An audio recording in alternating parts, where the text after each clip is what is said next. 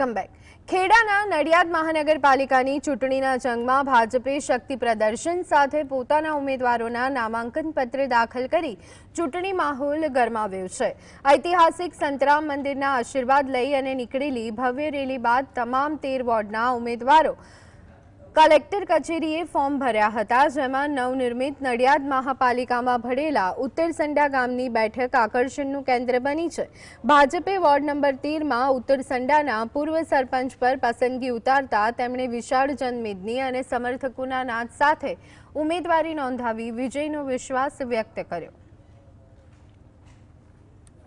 નડિયાદ મહાનગરપાલિકા 2024ની સામાન્ય ચૂંટણીમાં 13 વોર્ડના 52 મેમ્બરો એક સાથે ભેગા મળીને ઉમેદવારી પત્રક આજે અમે ભરવા આવ્યા છે અને અમને વિશ્વાસ છે કે લોકોનો સહકાર અને જે સરકારે જે વિકાસના કામો કર્યા છે એ જનતાની વચ્ચે લઈ અને જઈશું।